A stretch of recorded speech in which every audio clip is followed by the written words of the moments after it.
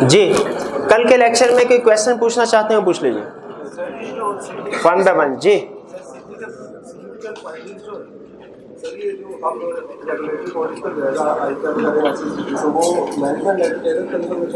नहीं, जो S communication करनी है रेगुलेटरी अथॉरिटीज को, फॉर एग्जांपल या एससीसीपी को या आईकैप को, तो याद रखिए वो ऑडिटर करता है कम्युनिकेशन। ऑडिटर की रिस्पॉन्सिबिलिटी है ये मैटर कम्युनिकेट करना उनको, मैनेजमेंट की नहीं।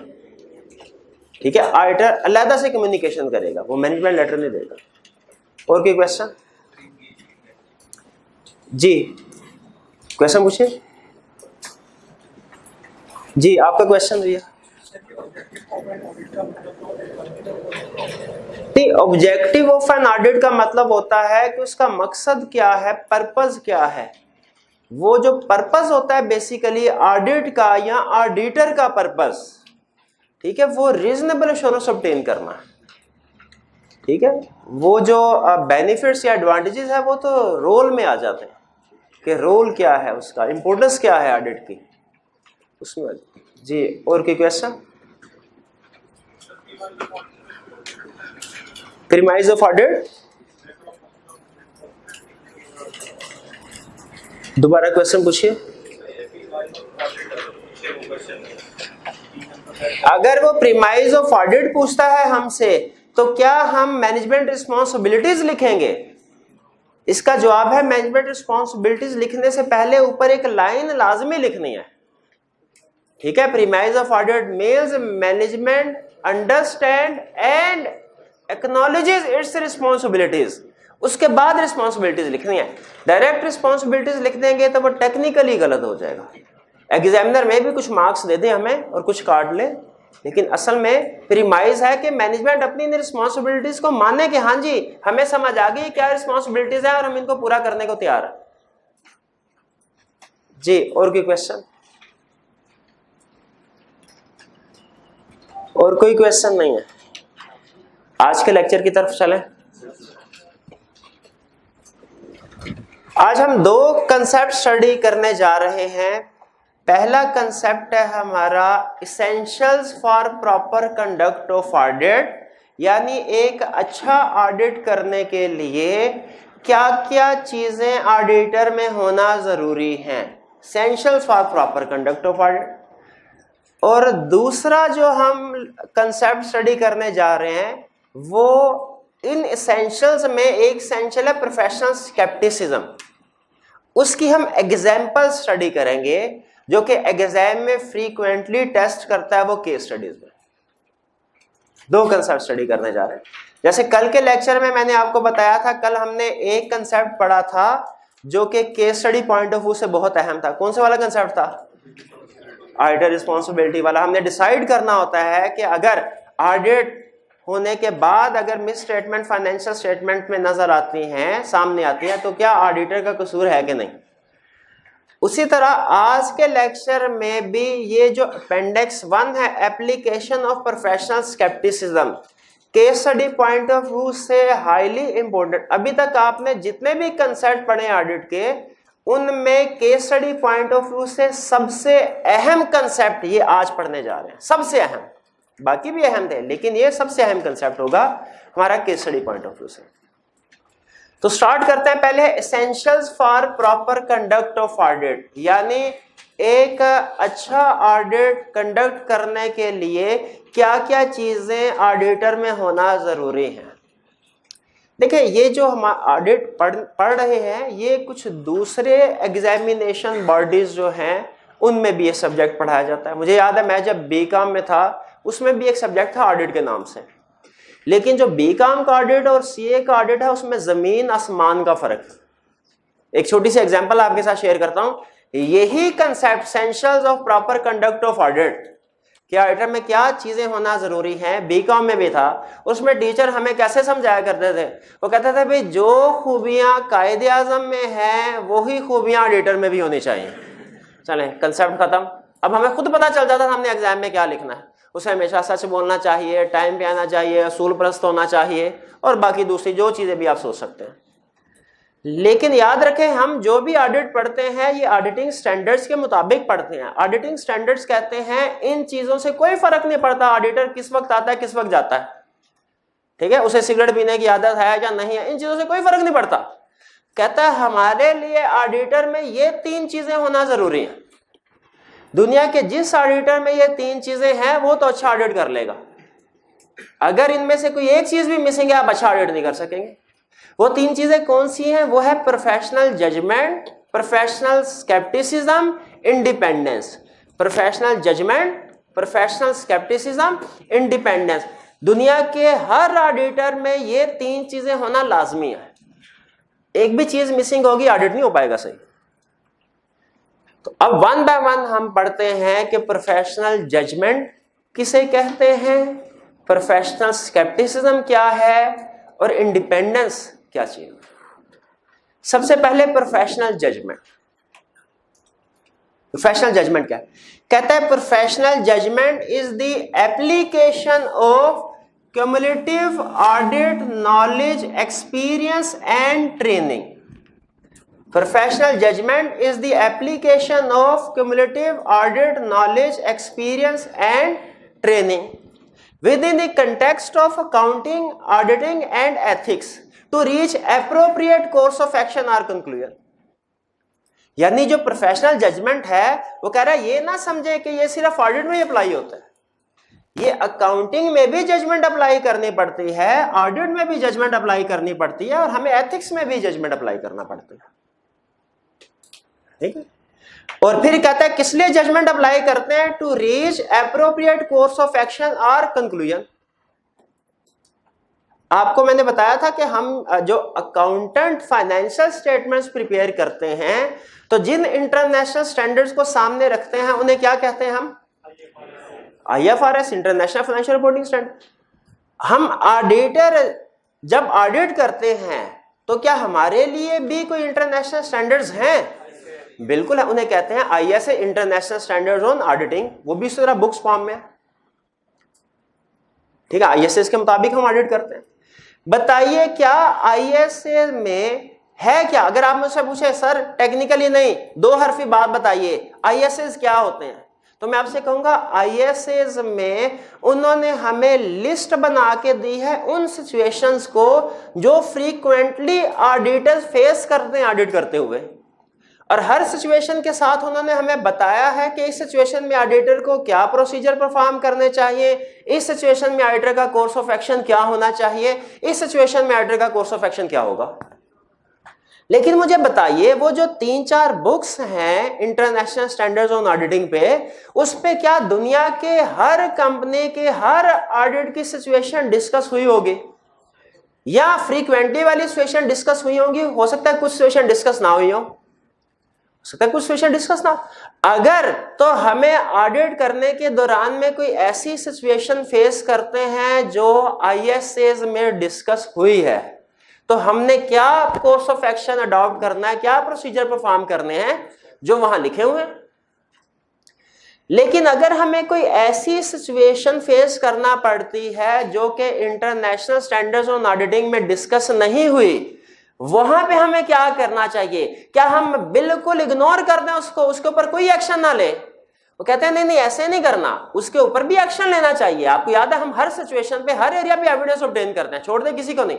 तो फिर वहां पे क्या करें भाई? ISA में तो गाइडेंस नहीं है। उन्होंने कहा आप अपनी जजमेंट अप्लाई करें। आप क्या करें? अपनी जजमेंट अप्लाई करें। मैंने कहा अच्छा कौन सी वाली जजमेंट? क्या टास्क कर लो, हेड आया तो ये काम करना है, टेल आया तो ये काम करना है, क्या ये जजमेंट? कहते हैं नहीं नहीं ये जजमेंट नहीं, ये प्रोफेशनल जजमेंट नहीं है, आपने प्रोफेशनल जजमेंट अप्लाई करनी है। प्रोफेशनल जजमेंट का मतलब क्या है कि जब आपने डिसाइड करना है कि हमारा एप्रोप्रिएट कोर्स ऑफ एक्शन या कंक्लूजन क्या होगा, आपने किन चीजों को सामने रख के डिसीजन करना है? Cumulative audit knowledge, experience and training को। Cumulative audit knowledge, experience and training को, यानी जब मैं ये डिसीजन कर रहा होगा कि ये सिचुएशन ऑडिटिंग स्टैंडर्ड में तो डिस्कस नहीं हुई, अब मुझे इस पे क्या प्रोसीजर परफॉर्म करना है, तो मैं सोचूंगा यार जब हम क्लास में बैठे थे नॉलेज ले रहे थे ऑडिट का, तो वहां पे हमने कुछ केस स्टडीज डिस्कस की थी, कुछ एग्जांपल, वो नॉलेज क्या कहता है मेरा, जब मैं प्रैक्टिस में एक्सपीरियंस ले रहा था, मेरी ट्रेनिंग हो रही थी, क्या इस तरह की सिचुएशन ट्रेनिंग के दौरान में किसी क्लाइंट पे हमने फेस की थी? अगर क्लाइंट पे फेस की तो वहां पे एंगेजमेंट पार्टनर ने क्या कहा था हमें कि इस सिचुएशन में क्या करना है? मैं उस सिचुएशन, उन चीजों को सामने रखूंगा। मैं टॉस करके या इस तरह आंखें बंद करके कोई फैसला नहीं करूंगा कि इस सिचुएशन में मुझे ये करना। तो हमारा प्रोफेशनल जजमेंट क्या हुई?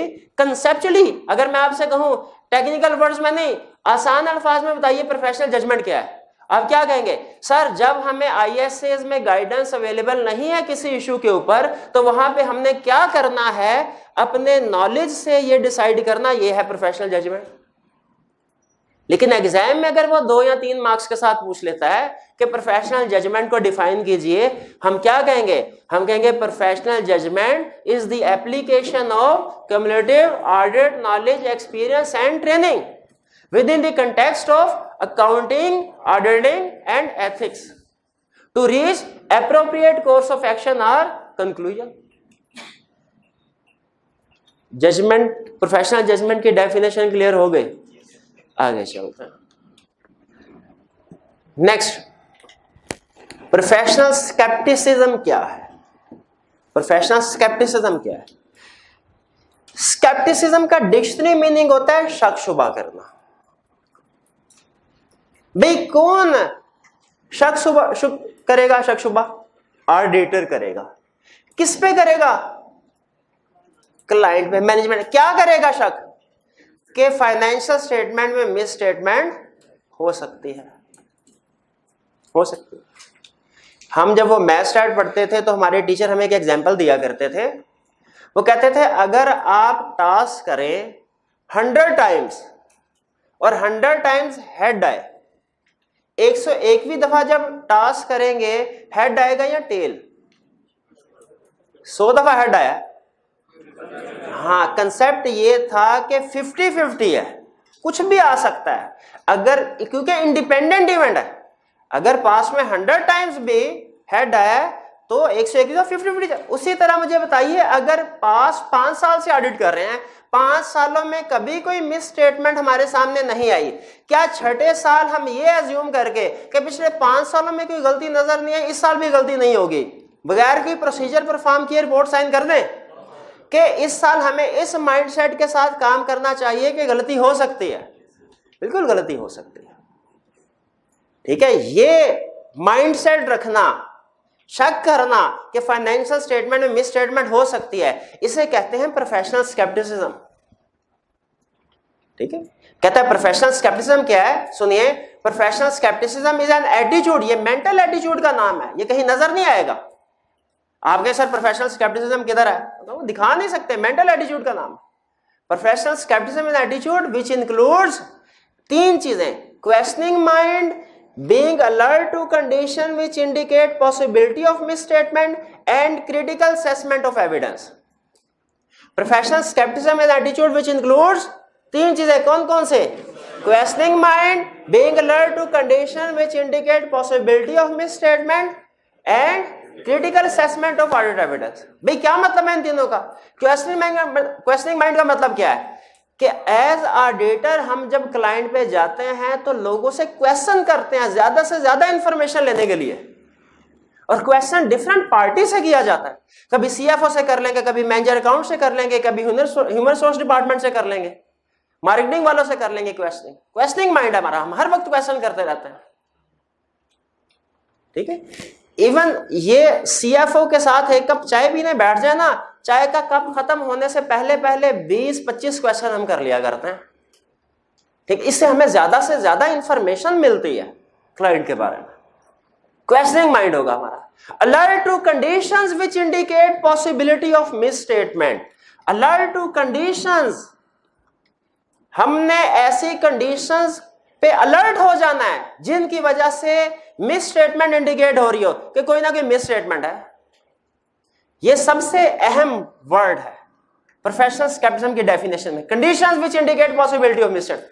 मुझे ये बताइए, मैं ऑडिट करने के लिए जाऊंगा क्लाइंट पे, तो मेरा ख्याल होगा क्या? मैं ऑफिस में बैठूंगा, एक एक करके क्लाइंट का सारा स्टाफ आएगा, एम्प्लॉयज भी और मैनेजर्स भी, और आगे मुझे बताते जाएंगे सर मैंने ये एरर किया है, मैंने ये फ्रॉड किया, मैंने ये एरर किया, मैंने ये फ्रॉड किया। ऐसे होगा क्या? ऐसे बिल्कुल भी नहीं होगा। अगर किसी ने एरर किया है तो वो खुद ही उसको क्रेडिट कर लेगा, मुझे क्यों बताएगा। और अगर उसने फ्रॉड किया है तो वो पागल है, आ बैल मुझे मार, मुझे आके बताया सर मैंने फ्रॉड किया है। वो तो कभी भी नहीं, वो तो उसको छुपा लेगा, दफन कर देगा उसे कहीं फ्रॉड को, कि पता ना चले किसी को। तो याद रखें, हमें जो अगर फाइनेंशियल स्टेटमेंट में मिस स्टेटमेंट है, हमें क्लाइंट खुद से नहीं बताएगा, हमें आइडेंटिफाई करनी होगी। और हम कैसे आइडेंटिफाई कर सकेंगे? अगर हमारा माइंडसेट ऐसा होगा, प्रोफेशनल स्केप्टिसिज्म होगा, तो फिर हम आइडेंटिफाई कर सकेंगे मिस स्टेटमेंट को, वरना मिस स्टेटमेंट को आइडेंटिफाई नहीं कर सकेंगे।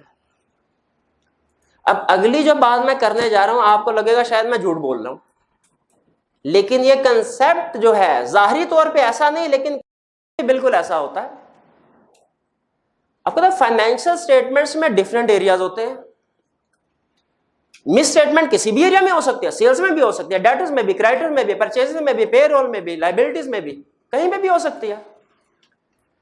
ऑडिटर जब ऑडिट करने के लिए जाता है तो वो पूरी फाइनेंशियल स्टेटमेंट्स और पूरे बिजनेस का चक्कर लगाता है।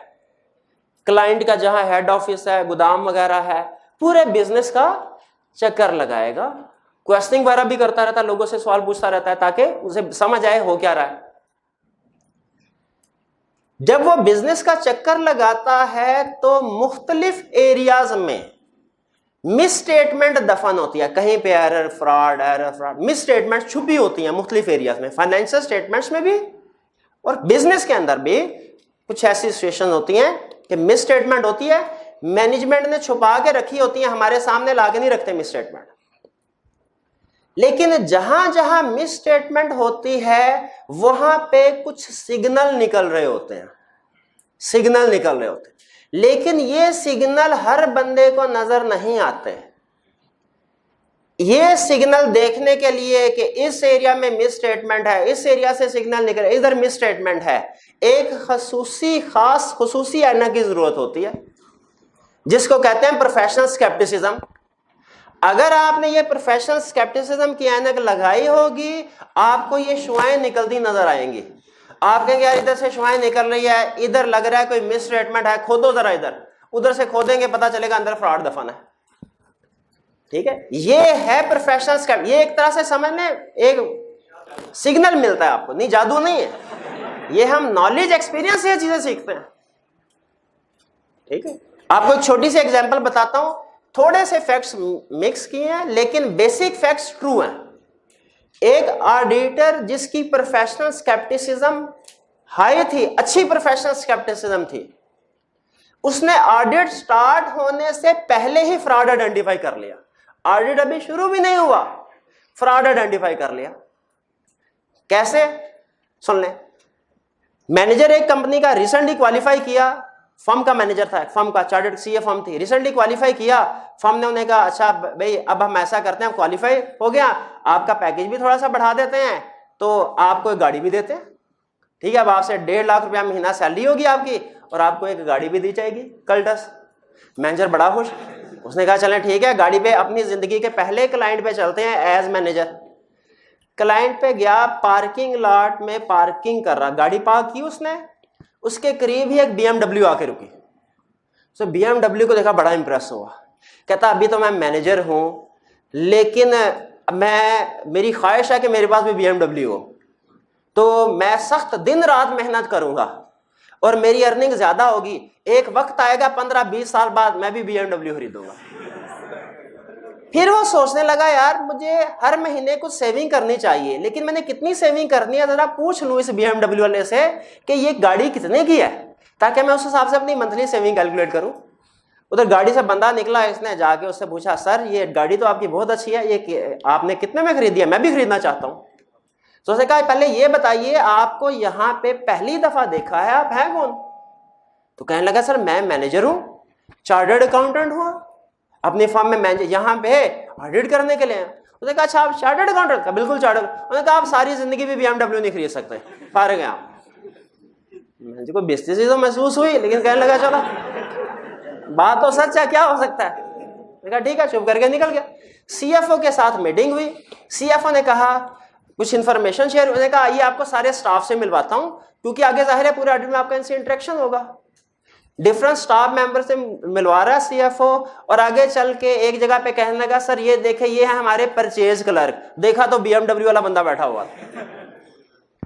अब बताइए यहां तक रुक के क्या आपको सिग्नल मिल रहा है?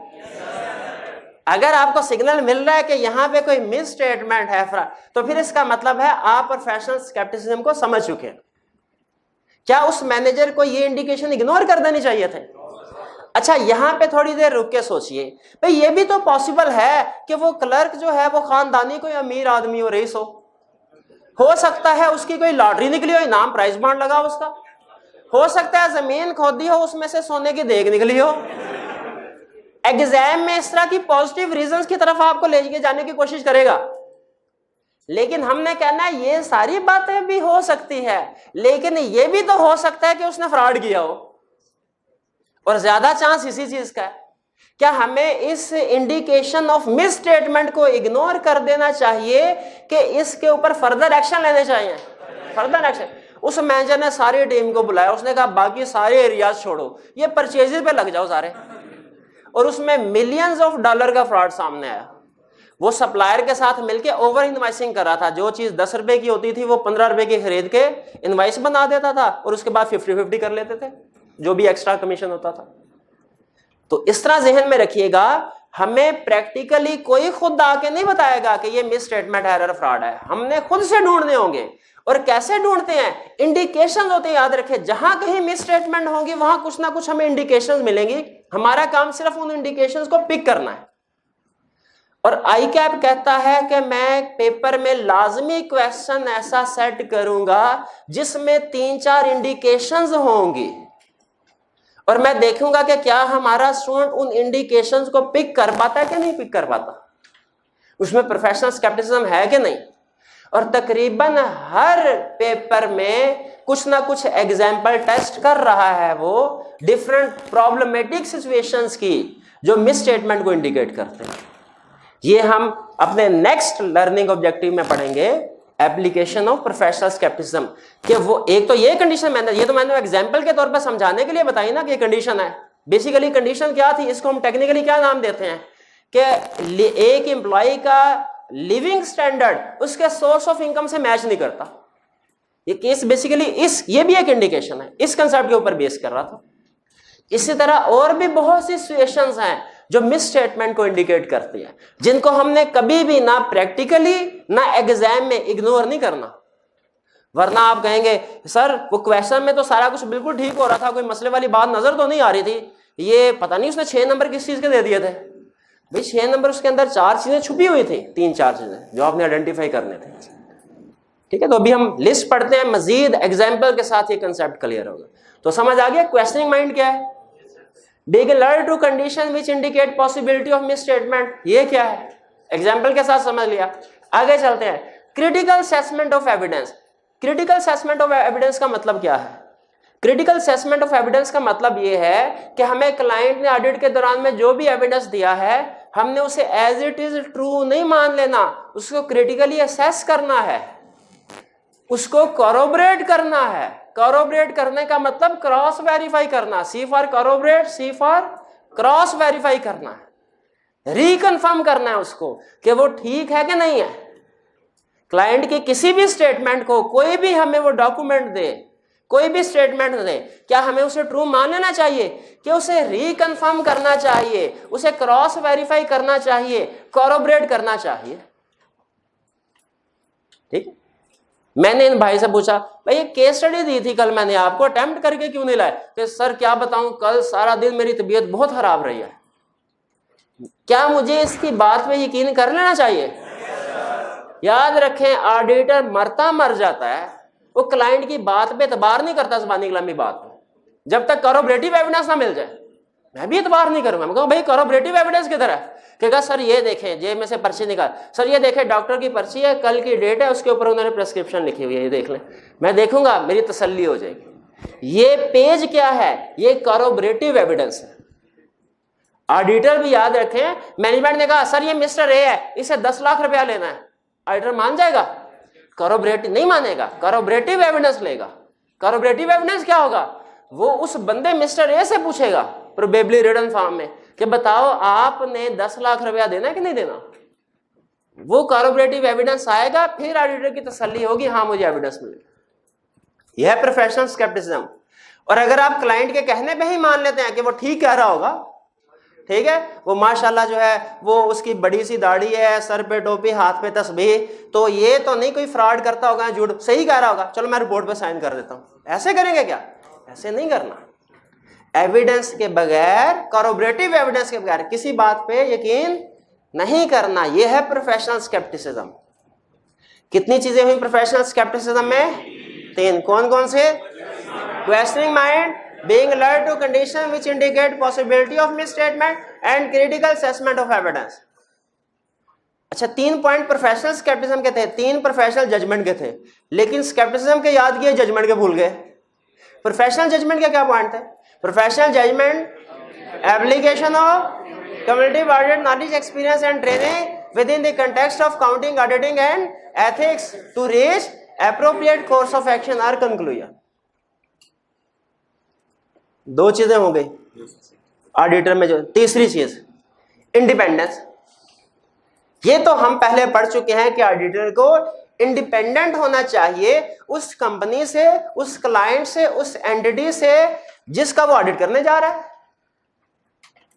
इंडिपेंडेंस से मुराद है कि उसे उसका, ऑडिटर का और क्लाइंट कंपनी के दरमियान में कोई फाइनेंशियल रिलेशनशिप नहीं होना चाहिए, कोई पर्सनल रिलेशनशिप नहीं होना चाहिए, कोई एम्प्लॉयमेंट रिलेशनशिप नहीं होना चाहिए।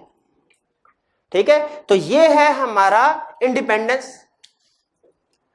अब मैं आपसे कुछ क्वेश्चंस पूछता हूं, आपने मुझे बताना है कि क्या इन सिचुएशन में ऑडिटर इंडिपेंडेंट है कि नहीं है, और प्रोबेबली वो किस कैटेगरी से रिलेट कर रहा है। ये किस कैटेगरी से रिलेट कर रहा है, ये यूं ही मैंने आपसे पूछ लिया। मतलब असल चीज ये आइडेंटिफाई करना कि क्या इन सिचुएशन से इंडिपेंडेंस इफेक्ट हो रही है कि नहीं।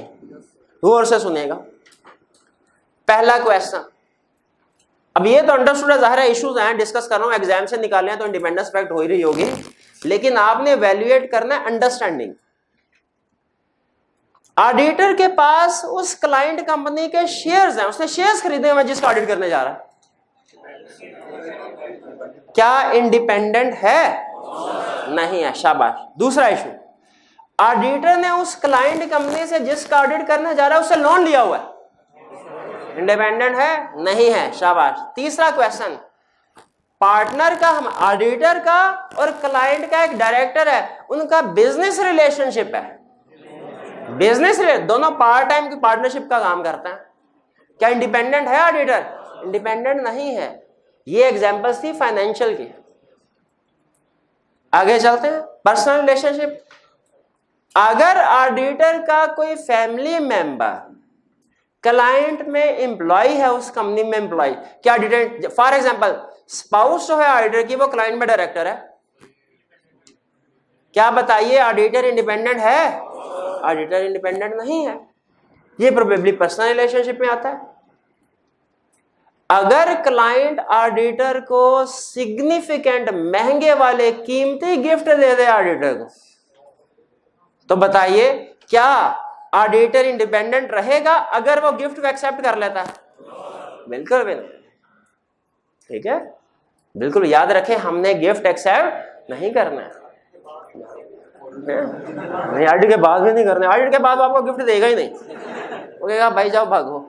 ठीक है, वो जापान की एक कहावत है कि मुफ्त की चीजें बड़ी महंगी पड़ती हैं, तो याद रखें मुफ्त की चीजें हमने नहीं। अब जाहिर है क्लाइंट से आप सिग्निफिकेंट गिफ्ट एक्सेप्ट करेंगे, कल को क्लाइंट भी हमसे फेवर मांगेगा, सर मिस स्टेटमेंट है, इसको कहीं छुपा ले। ठीक है, हमें उसकी बात भी माननी पड़ेगी। तो इसी तरह नेक्स्ट एक और एग्जांपल, लॉन्ग एसोसिएशन। ये इंटरेस्टिंग एग्जांपल है। लॉन्ग एसोसिएशन कहते हैं किसको है?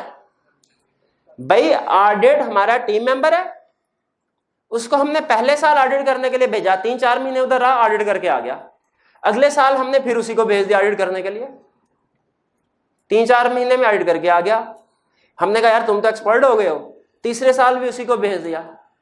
चले यहां तक बात समझ आती है। चौथे साल भी उसको भेजा, 5वें साल भी उसको भेजा, 6ठे 7वें 8वें 9वें 10 साल हो गए।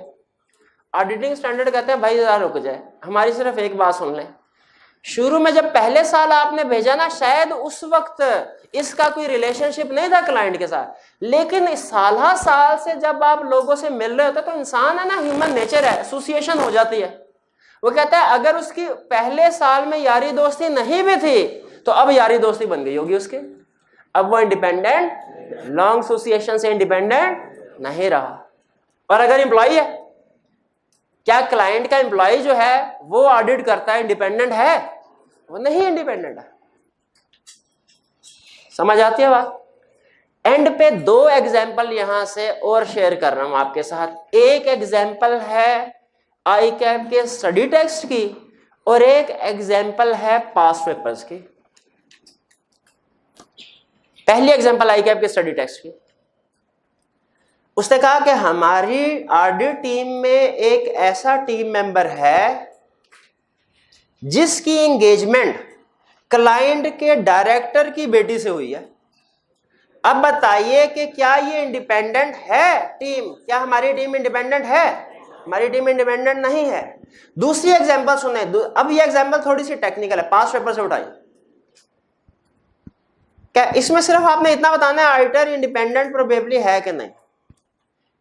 क्लाइंट ने ऑडिटर से कहा सर आप ऐसा कीजिए, हमारी फाइनेंशियल स्टेटमेंट्स भी आप बनाइए और उसके बाद उन फाइनेंशियल स्टेटमेंट्स का ऑडिट भी आपने करना है। बताइए क्या ये प्रपोजल एक्सेप्ट किया जा सकता है? हम कहेंगे नहीं कर सकते भाई। अगर खुद ही फाइनेंशियल स्टेटमेंट बनाई तो खुद ही उसको कैसे चेक कर सकते हैं?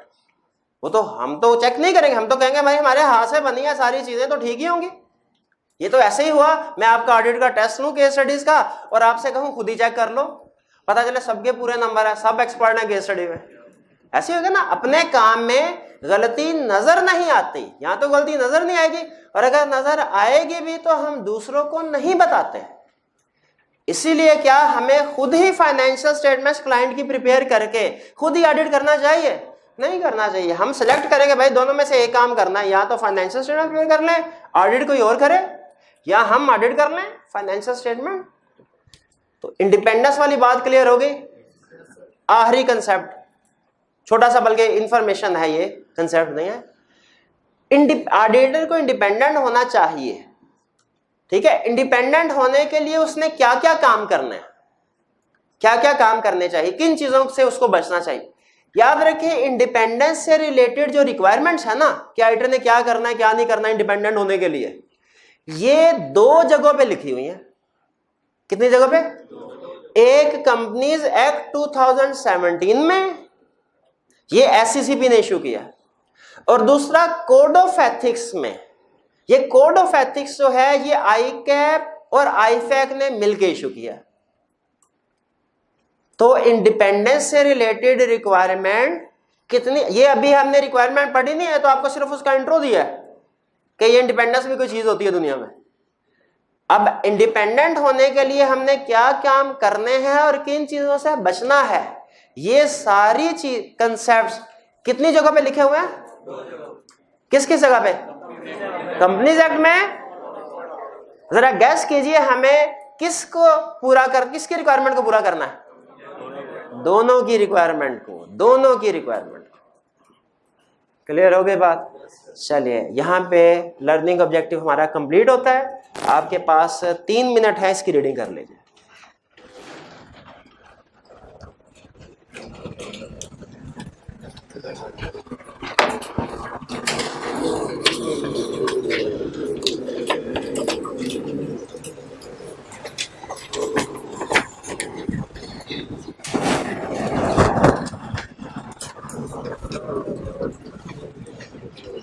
ये लेक्चर रिकॉर्ड हो रहा है, अल्फाज का चुनाव एहतियात से किया करें।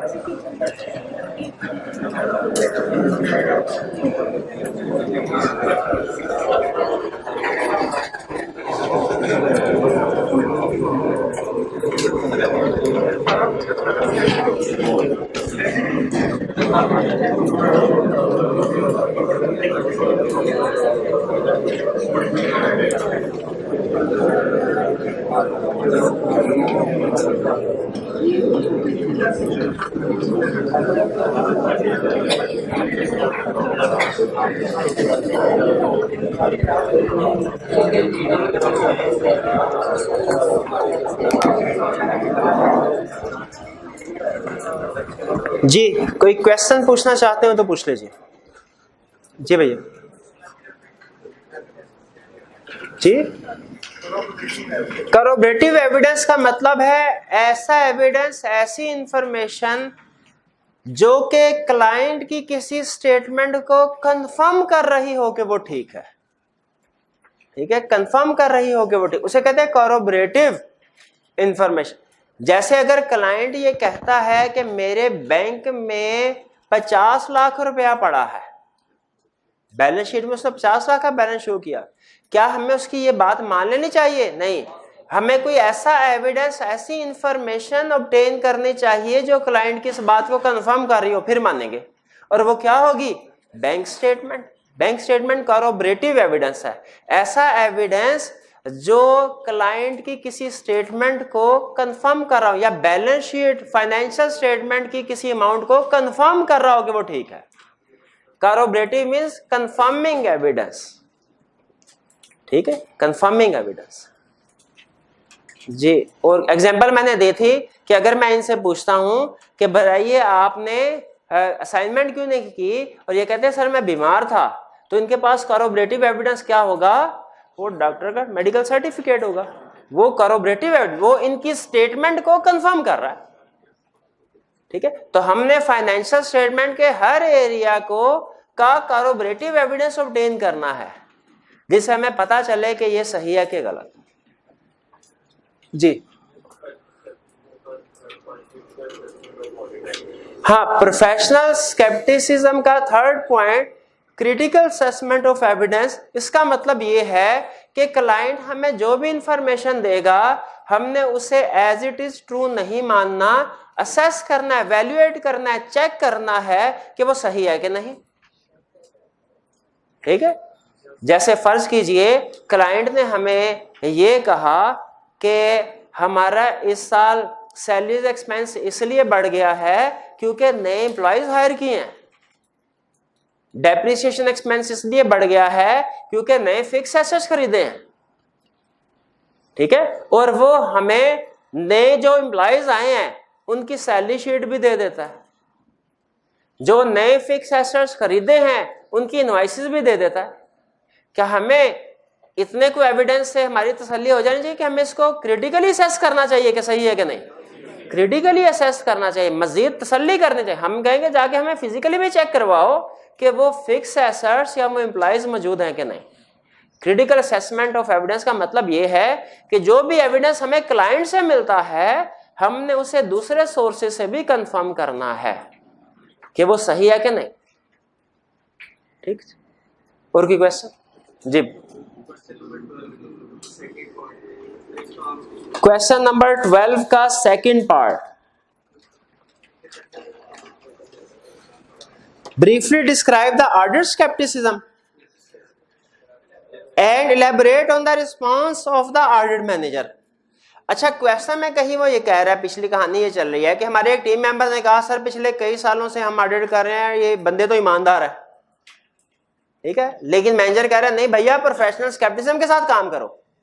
इसका मतलब यह है कि हमारा जो जूनियर टीम मेंबर है उसका ये ख्याल है कि पिछले कई सालों में क्लाइंट ईमानदार है, तो इस साल भी ईमानदार होगा, कोई एरर फ्रॉड नहीं होगा। क्या उसकी ये सोच ठीक है?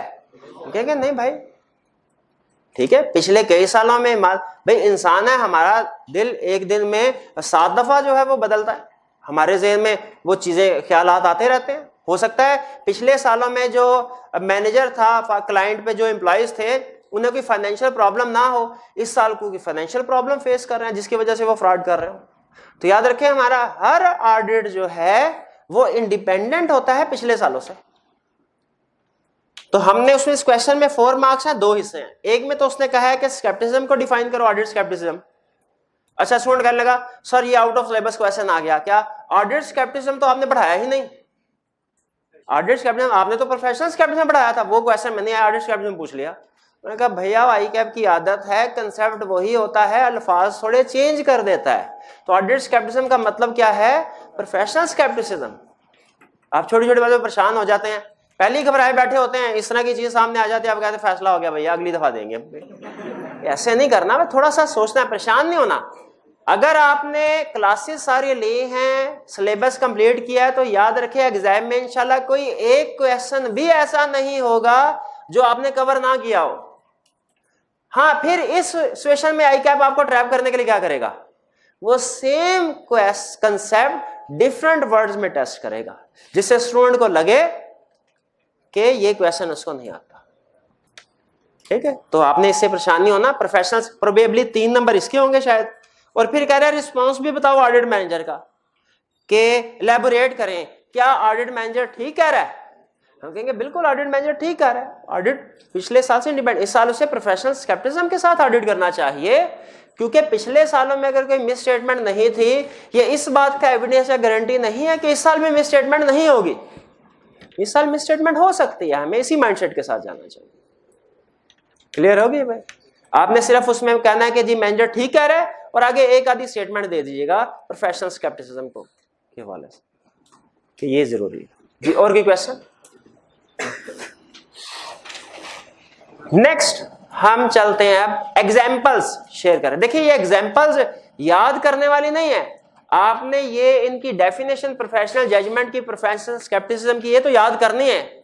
ये जो हम सिचुएशन या एग्जाम्पल्स पढ़ने जा रहे हैं, ये आपने याद नहीं करने, ज़बानी याद करने ना बैठ जाए, लेकिन आपने एक एक सिचुएशन को तसल्ली से पढ़ना है और इस नतीजे पे पहुंचना है कि हाँ वाकई इस सिचुएशन की वजह से फाइनेंशियल स्टेटमेंट्स में कोई गड़बड़ हो सकती है, चांस है। अब ये हमारे वो सिग्नल्स हैं जो हमें प्रैक्टिकली मुख्तलिफ एरिया से मिलेंगे, या एग्जाम के डिफरेंट क्वेश्चंस में उसने इन सिचुएशंस को बिल्ड किया होगा।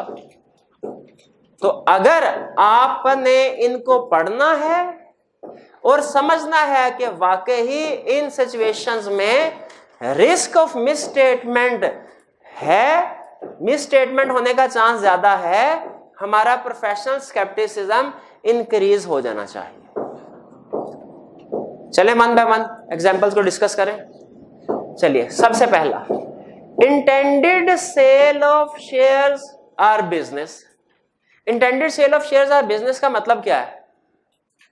वो ये कह रहा है अगर आप जिस कंपनी का ऑडिट करने के लिए जाए, पता चले कि उस कंपनी की जो एग्जिस्टिंग मैनेजमेंट है, एग्जिस्टिंग शेयर होल्डर्स हैं, उन्होंने इस कंपनी को, बिजनेस को या इसके शेयर्स को सेल कर देना है, नेक्स्ट ईयर में सेल कर देंगे, बताइए इससे आपको कोई इंडिकेशन मिलती है कि फाइनेंशियल स्टेटमेंट्स में गड़बड़ होगी? बिल्कुल इंडिकेशन मिलती है। भाई कैसे इंडिकेशन मिलती है? वो इसलिए कि अब अगर ये अपने बिजनेस को और शेयर को सेल करना चाहते हैं, तो उधर से जो पार्टी इन शेयर्स को खरीदेगी, बताइए वो मैनेजमेंट और शेयर होल्डर्स तो ये चाहेंगे ना कि ज्यादा पैसे मिले उन्हें शेयर बेचने से, और दूसरी खरीदने वाली पार्टी क्या चीज देख के डिसाइड करेगी कि मैंने प्राइस कम पे करनी है कि ज्यादा? प्रॉफिट को और एसेट्स की वैल्यू को।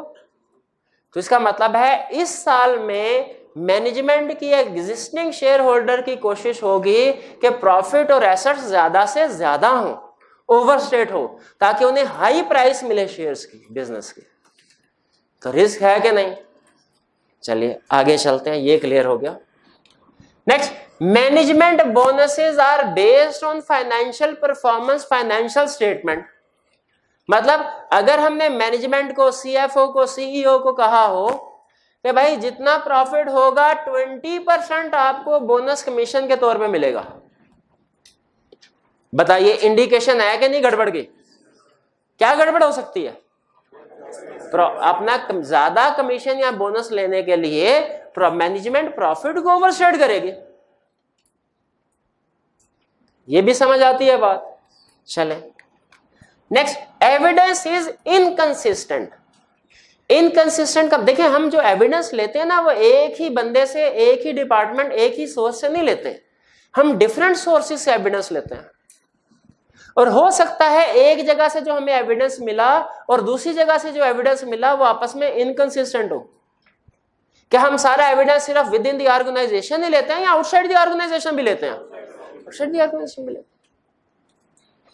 दोनों में अगर फर्क हो जाए इसे कहते हैं इनकंसिस्टेंसी, या इसे कहते हैं कॉन्ट्राडिक्शन, या इसे कहते हैं एक्सेप्शन।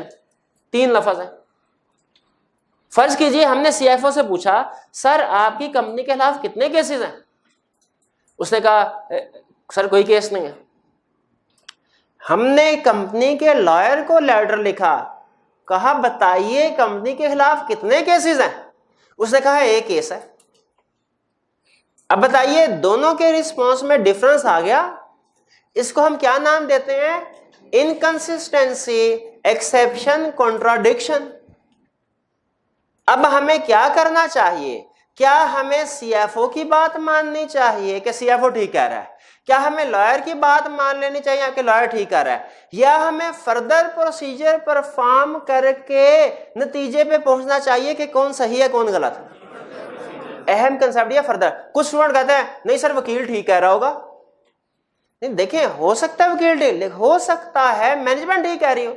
फॉर एग्जाम्पल मैनेजमेंट ने आउट ऑफ कोर्ट सेटलमेंट, आपने पढ़ा होगा बिजनेस लॉ में, अगर सीएफओ ने उस पार्टी के साथ कोई आउट ऑफ कोर्ट सेटलमेंट की बात चला रहा है वो और तकरीबन फाइनल हो गई है, वकील को भी नहीं पता, तो इस सूरत में मैनेजमेंट ठीक है, सीएफओ ठीक है, लॉयर गलत है। यह भी हो सकता है कि केस वाकई चल रहा हो, सीएफओ को पता ना हो, क्योंकि वो जिस बंदे ने केस फाइल किया उसने जो कंपनी के खिलाफ जो लीगल नोटिस भेजा है वो लॉयर के एड्रेस पे भेजा है, सीएफओ को भी नहीं पता। कुछ भी पॉसिबिलिटी हो सकती है। तो जहां कहीं डिफरेंस है हमने क्या करना है? फर्दर प्रोसीजर परफॉर्म करके रिजॉल्व करना है। हमने मैनेजमेंट से पूछा कि आपके कितने डायरेक्टर्स हैं? फर्ज कीजिए उन्होंने कहा एक ही डायरेक्टर है, उससे हमने 50 लाख रुपया लेना है। क्या हमें मैनेजमेंट की बात पे एतबार कर लेना चाहिए? कॉरबोरेटिव एविडेंस लेना है। कॉरबोरेटिव एविडेंस लेने के लिए हमने कंफर्मेशन लेटर लिखा उस डायरेक्टर को। कंफर्मेशन लेटर समझते हैं ना, कल समझाया था। जो एक्सटर्नल पार्टीज को कोई इंफॉर्मेशन, क्लाइंट्स की इंफॉर्मेशन लेने के लिए एक्सटर्नल पार्टी को लेटर लिखते हैं, उसे क्या कहते हैं? वो किसको? वो डायरेक्टर को भी भेजा जाता है, किसको? क्रेडिटर्स को भी भेजा जा सकता है, बैंक को भी भेजा जा सकता है। हमारे सिलेबस में ज्यादा एग्जांपल डायरेक्टर्स की हैं। डायरेक्टर को भेजा, उसने कहा मैंने तो 40 लाख देना है। बताइए डिफरेंस आ गया? कितने का डिफरेंस आया? इसको क्या कहते हैं? कॉन्ट्राडिक्शन, इनकंसिस्टेंसी या एक्सेप्शन। हमें यहां पे क्या करना? क्या हमें यह सोचना चाहिए हमारा क्लाइंट ठीक है? क्या यह सोचना चाहिए कि थर्ड पार्टी ठीक है? कि फर्दर प्रोसीजर परफॉर्म करके डिसाइड कंक्लूजन पे पहुंचेंगे कौन सही है कौन गलत है? क्योंकि लॉजिकली देखें, जब दो लोगों में इख्तलाफ होता है तो दोनों में से कोई भी सही हो सकता है, कोई भी गलत हो सकता है। हम जब तक इन्वेस्टिगेट नहीं करेंगे इस नतीजे पे नहीं पहुंच सकते। तो याद रखें, क्वेश्चन में जहां कहीं इनकंसिस्टेंसी आए आपने फौरन इस कंक्लूजन पे जंप नहीं लगानी कि सर बाहर के लोग ठीक हैं, कंपनी के लोग गलत हैं। नहीं, आपने क्या, बाहर के लोग भी तो गलत हो सकते हैं। ज्यादा चांस सही होता है कि बाहर के लोग ठीक कह रहे होंगे, क्योंकि कंपनी के मैनेजमेंट हो सकता है कि फ्रॉड वगैरह के चक्कर में हो। लेकिन हमने असूली तौर पे कैसे लेके चलना है क्वेश्चन को? हम कहेंगे इनकंसिस्टेंसी है, दोनों में से कोई भी ठीक हो सकता है। हम फर्दर प्रोसीजर परफॉर्म करके इशू को रिजॉल्व करेंगे, इस नतीजे पे पहुंचने की कोशिश करेंगे कि कौन ठीक है कौन गलत। फर्दर प्रोसीजर के बाद डिसीजन होगा कौन सही कौन, पहले नहीं करना। इनकंसिस्टेंसी वाला कंसेप्ट क्लियर हो गया? आगे चलते हैं। Going concern issues. देखें, जब हम इंडिविजुअल है ना, हमारे घर में खुदा ना खास्ता कोई फाइनेंशियल प्रॉब्लम चल रही है, तो हमारी कोशिश होती है कि दूसरे लोगों को इसका पता ना चलने पाए, दूसरे लोगों के साथ हम नॉर्मली डील करें। इंडिविजुअल की हद तक तो यह बात ठीक है, ऐसी होना चाहिए, लेकिन जब किसी कंपनी को कोई फाइनेंशियल प्रॉब्लम्स होते हैं जिसकी वजह से उसका आगे चलना मुश्किल हो जाता है, जिसे हम अकाउंटिंग की लैंग्वेज में कहते हैं companies facing going concern issues, जैसे उसके पास लोगों को पेमेंट करने के लिए पैसे नहीं है, लायबिलिटीज ज्यादा हैं, एसेट्स कम है, इन्वेंटरीज वगैरह जो उसकी प्रोडक्ट थी वो ऑब्सोलीट हो गई है, डेटर बड़े बड़े डेटर बैंकरप्ट हो गए हैं और बड़े इस तरह के इश्यूज हैं। तो अकाउंटिंग ये कहती है कि कंपनी को चाहिए कि अपने ये इश्यूज छुपाए ना, बल्कि फाइनेंशियल स्टेटमेंट्स में डिस्क्लोज करे, ताकि यूजर इन्वेस्टर अलर्ट हो जाए कि कंपनी किन हालात से गुजर रही है। लेकिन जब हम मैनेजमेंट से कहते हैं तो मैनेजमेंट कहते हैं लो ऐसे ही सर डिस्क्लोज कर दें, ये तो वो वक्त है जब हमें पैसों की ज्यादा जरूरत है, इसमें तो हम ये चाहते हैं कि लोगों को अपनी पोजीशन ज्यादा बेहतर करके दिखाएं ताकि वो ज्यादा पैसे हमें दें। अगर हमने उन्हें गोइंग कंसर्न इश्यूज बताने शुरू कर दिए तो वो तो पैसा वापस निकाल लेंगे। तो जब गोइंग कंसर्न इश्यूज होते हैं तो रिस्क हमारा क्यों इंक्रीज हो जाता है? क्योंकि मैनेजमेंट की कोशिश होती है, अकाउंटिंग की रिक्वायरमेंट है गोइंग कंसर्न इश्यूज को एडिक्वेटली डिस्क्लोज करें फाइनेंशियल स्टेटमेंट में, जबकि मैनेजमेंट की कोशिश होती है कि इन इश्यूज को डिस्क्लोज ना किया जाए, इन्वेस्टर भाग ना जाए। तो बताइए गोइंग कंसर्न की वजह से इश्यूज हैं कि नहीं, रिस्क है कि नहीं? बिल्कुल है। आगे चलते हैं। Significant related party transaction. Related party क्या बताया था ना कल, एसोसिएटेड कंपनीज है। जैसे हम लोग हैं, हमारी रिलेटेड पार्टीज कौन सी हैं? हम नेचुरल पर्सन है, हमारी रिलेटेड पार्टी हमारे बहन भाई वालदैन, हमारी रिलेटेड पार्टीज है। कंपनी के भी रिश्तेदार होते हैं, वो कौन से रिश्तेदार होते हैं? वो उसके associated company, holding subsidiary company, directors वगैरह, वो उसकी रिलेटेड पार्टीज हैं। रिलेटेड पार्टी के साथ ट्रांजैक्शंस होना रिस्क है, यहां पे ये बता रहा है। क्यों रिस्क है? इसलिए हमने मैनेजमेंट से मैनेजमेंट कहने लगी सर रिलेटेड पार्टी का होना तो अच्छी बात होती है, ये मुश्किल वक्त में काम आते हैं। हमने कहा ठीक है, तुम्हारे पॉइंट ऑफ व्यू से, बिजनेस पॉइंट ऑफ व्यू से रिलेटेड पार्टी का होना अच्छी बात है, लेकिन ऑडिट पॉइंट ऑफ व्यू से हम ऐसे सोचते हैं कि रिलेटेड पार्टी मुश्किल वक्त में काम आती है, तो उसी तरह रिलेटेड पार्टी फ्रॉड करने में भी काम आएगी। अगर फर्ज कीजिए क्लाइंट ने फाइनेंशियल स्टेटमेंट्स को ओवरस्टेट करना है, फेक एंट्री पास कर दी, डेटर्स डेबिट सेल क्रेडिट। अब अगर डेटर में किसी अनरिलेटेड पार्टी का नाम डेबिट करें तो हम उसको जब लेटर सेंड करेंगे वो तो पार्टी कहेगी सर मेरा तो कोई लेना देना नहीं है, फ्रॉड पकड़ा जाएगा। लेकिन अगर किसी रिलेटेड पार्टी का नाम डेबिट किया और हमने उसको पूछा तो बताइए क्या वो ये कहेगा कि सर मेरा कोई बैलेंस नहीं है, कि वो साथ देगा मैनेजमेंट का? तो ज़हन में रखिए, रिलेटेड पार्टीज में रिस्क इस वजह से ज्यादा होता है कि फ्रॉड करने में भी रिलेटेड पार्टीज मैनेजमेंट का साथ देते हैं।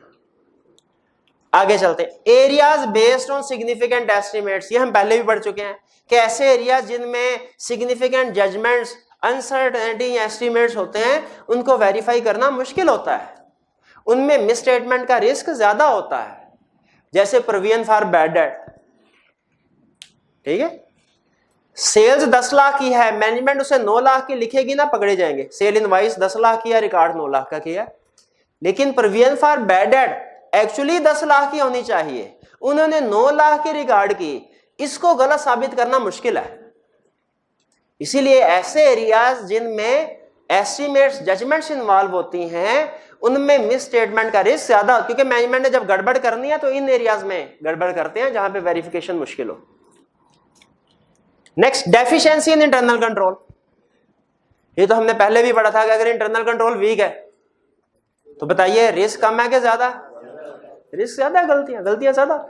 जैसे for example bank reconciliation statement नहीं बन रही, फिजिकल स्टॉक टेकिंग नहीं हो रही, फिजिकल बैलेंस, बुक बैलेंस की रिकंसिलिएशन नहीं है। इन सारी एग्जांपल से रिस्क इंक्रीज हो रहा है। क्लाइंट का इंटरनल कंट्रोल वीक हो तो रिस्क, इंटरनल ऑडिट डिपार्टमेंट नहीं है क्लाइंट का। इंटरनल ऑडिट डिपार्टमेंट पता ना क्या होता है, एक्सप्लेन किया था। ये एग्जांपल बिल्कुल ऐसे ही है। अब सही से जवाब देना आपने। अगर इस लाहौर शहर में पुलिस, और इंटरनल ऑडिट का काम ऐसे ही होता है जैसा पुलिस वाले का काम होता है, दूसरों की निगरानी करते हैं, उन्हें गलत काम नहीं करने देते। पुलिस का महकमा खत्म कर दिया जाए, बताइए जुराइम क्राइम ज्यादा होंगे कम होंगे? कम नहीं होंगे, ज्यादा। इसलिए मैंने पहले कहा था सही से बताना है आपको भाई, पहले से कहीं ज्यादा होंगे। अच्छा सुनिएगा, अगर इंटरनल ऑडिट डिपार्टमेंट है ही नहीं, चेक करने वाले ही कोई नहीं है, मैनेजमेंट बेतहाशा फ्रॉड करे। अगर है लेकिन इंडिपेंडेंट नहीं है, पुलिस है चोरों के साथ मिली हुई है, फिर भी क्राइम रेट ज्यादा होगा। तो इंटरनल ऑडिट डिपार्टमेंट नहीं है किसी कंपनी में, या है तो सही लेकिन इंडिपेंडेंट नहीं है, तो उसमें एरर्स फ्रॉड कम होंगे या ज्यादा होंगे? ज्यादा। भाई समझ आ रहे हैं सारे, अंडरस्टैंडिंग के ऊपर फोकस कर रहे हैं हम, रट्टे के ऊपर नहीं कर रहे। अगली example, lack of competence and integrity of management. Management में कंपिटेंस नहीं है, इंटेग्रिटी नहीं है। आपको शायद याद होगा कि मैंने बताया था, मिस स्टेटमेंट अगर अनजाने में हो जाए इसे कहते हैं एरर, और जानबूझ के कीजिए इसे कहते हैं फ्रॉड। सुनिए, मैनेजमेंट में कंपिटेंस नहीं है फिर भी risk of miss statement increase होगा, इंटेग्रिटी नहीं है फिर भी risk of miss statement increase होगा। लेकिन कंपिटेंस नहीं है तो रिस्क ऑफ एरर बढ़ेगा, इंटेग्रिटी ऑनेस्टी नहीं है, इसको फ्रॉड बढ़ेगा। और आगे चल के कमेंट्री में ऑडिटिंग स्टैंडर्ड एक जगह कहते हैं, अगर मैनेजमेंट में कंपिटेंस नहीं है ना तो काम चल सकता है, जुगाड़ लगा लेंगे कुछ ना कुछ हम, लेकिन अगर इंटेग्रिटी नहीं है ना मैनेजमेंट में तो फिर काम नहीं चल सकता, फिर काम नहीं चल सकता। आगे चलते हैं, पोर्टेबल एंड प्रीशियस इन्वेंट्री। ऐसी इन्वेंट्री, पोर्टेबल मतलब जो आसानी से एक जगह से दूसरी जगह शिफ्ट हो जाए, प्रीशियस का मतलब जो कीमती भी हो, जैसे आपका मोबाइल जो आसानी से आपकी जेब से आपके दोस्त की जेब में शिफ्ट हो जाता है, और फिर आपका दोस्त उसे बेच के आपको दावत देता है लंच की। आप हैरान तो बहुत होते हैं, लेकिन वो फिर आपसे जिद करके कहता है भाई एक बर्गर और खाओ, इसको अपना ही बर्गर समझो।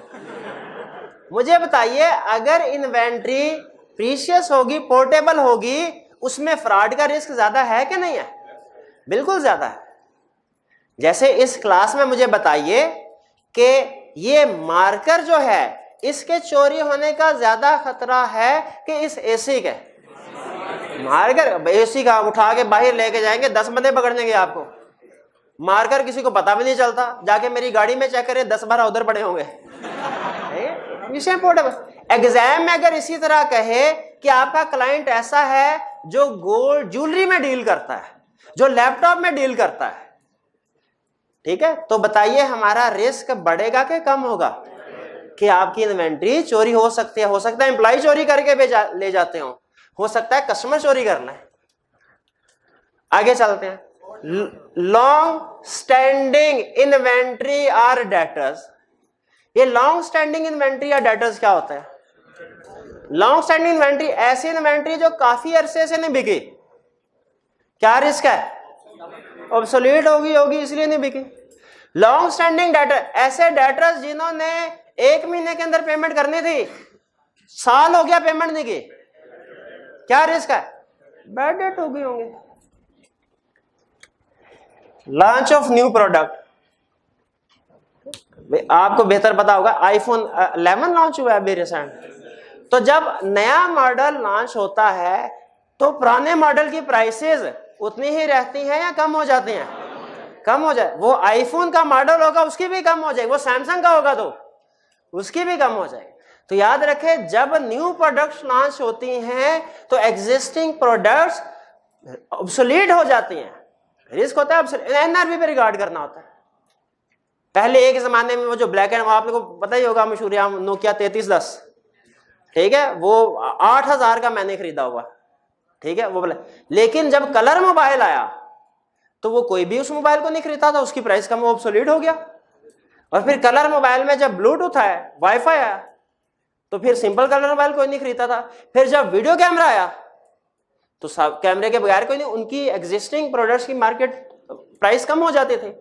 इसी तरह अब 3G 4G है, तो जैसे जैसे न्यू प्रोडक्ट्स लॉन्च होती हैं जिनमें न्यू स्पेसिफिकेशन होती है, हमारी एग्जिस्टिंग प्रोडक्ट ऑब्सोलीट। हो जाती है। क्वेश्चन में ध्यान में रखिएगा, अगर कहे कंपेटिटर ने न्यू प्रोडक्ट लॉन्च की, फिर भी रिस्क है कि हमारी इन्वेंट्री ऑब्सोलीट हो गई। अगर कहे हमने ही न्यू प्रोडक्ट लॉन्च किया है, फिर भी हमारी एग्जिस्टिंग इन्वेंट्री ऑब्सोलीट हो जाएगी। सीफैब लेवल का क्वेश्चन है, जरा रिस्क पिक कीजिएगा। उसने कहा इस साल आपने 3 न्यू प्रोडक्ट्स लॉन्च किए हैं, पिछले साल का रेवेन्यू 12 मिलियन, इस साल का रेवेन्यू 12.1 मिलियन। रिस्क है कि नहीं? हमने कहा भाई इस साल 3 न्यू प्रोडक्ट्स लॉन्च किया है तो आपका रेवेन्यू तो बढ़ना चाहिए, रेवेन्यू तो तकरीबन उतना ही है। इसका मतलब है न्यू प्रोडक्ट्स मार्केट को अट्रैक्ट नहीं कर सके, ऑब्सोलीट हो गए। तो न्यू प्रोडक्ट्स लॉन्च होने से रिस्क होता है एग्जिस्टिंग प्रोडक्ट्स ऑब्सोलीट हो जाएंगी। डिस्प्यूट विद डाटा, डाटा के साथ झगड़ा हो गया। डाटा क्या कहेगा, भाई आज तुमने मेरे साथ अच्छा सलूक नहीं किया, इसलिए ये जो मैंने पैसे तुम्हें देने थे ये पकड़ो और आइंदा मेरे सामने ना आना। ऐसे करेगा क्या? ऐसे नहीं करेगा। वो कहेगा भाई पैसे देने थे, ले सकते हो तो अब लेके दिखाओ फिर। तो अगर हम डेटर से झगड़ा करते हैं, इसका मतलब क्या हुआ, अब उस डेटर से पैसे नहीं मिलने। पेंडिंग लिटिगेशन, ये तो पढ़ा हुआ हमने, कंपनी के खिलाफ कोई लिटिगेशन पेंडिंग है तो रिस्क होता है कि क्लाइंट ने अगर प्रोविजन रिकॉर्ड करनी है तो प्रोविजन नहीं कर सकेगा, डिस्क्लोज करना है तो डिस्क्लोज नहीं कर सकेगा। ठीक है, क्योंकि क्लाइंट को नहीं पता होगा कब प्रोविजन रिकॉर्ड करनी है, कब डिस्क्लोज करना है। लेकिन हमें तो पता है ना, ये मेरे भाई मुझे बताएंगे 50 रुपया इनाम दूंगा इनको अगर इन्होंने सही बता दिया कि पेंडिंग लिटिगेशन में किस सिचुएशन में प्रोविजन रिकॉर्ड होगी और किस सिचुएशन में डिस्क्लोजर इंक्लूड करना है। लिटिगेशन क्या होता है? शाबाश, ऑर्डर तो गयो। लिटिगेशन क्या होते हैं? भैया लिटिगेशन होती है अगर कंपनी के खिलाफ कोई केस फाइल हो गया, अगर ये पॉसिबल एंड प्रोबेबल, अगर आउटफ्लो प्रोबेबल और मेजरेबल है, प्रोविजन रिकॉर्ड करने हैं, और अगर प्रोबेबल या मेजरेबल नहीं है नहीं, मुझे पूरा कॉन्फिडेंस था, मैं ऐसे ही नहीं 50 रुपए रिस्क में डाल दिया। मैनेजमेंट होल्ड्स मेजॉरिटी शेयर, बस 1 मिनट में आखिरी पॉइंट है। मैनेजमेंट, सीएफओ के पास 2-4 शेयर्स हो तो चलेगा काम, खैर है, लेकिन अगर उसके पास मेजॉरिटी ऑफ शेयर्स हो, 60-70% शेयर उसी के पास है, तो फिर रिस्क होता है क्या कि सीएफओ बैठे बैठे अमीर हो जाएगा। कैसे अमीर होगा? वो बैठे बैठे फेक एंट्री रिकॉर्ड करेगा, डेटर डेबिट, सेल्स क्रेडिट, क्योंकि फाइनेंशियल स्टेटमेंट, शेयर जेब में पड़े हैं, फाइनेंशियल स्टेटमेंट साथ में है, फाइनेंशियल स्टेटमेंट में फेक शेयर रिकॉर्ड की, प्रॉफिट ऊपर।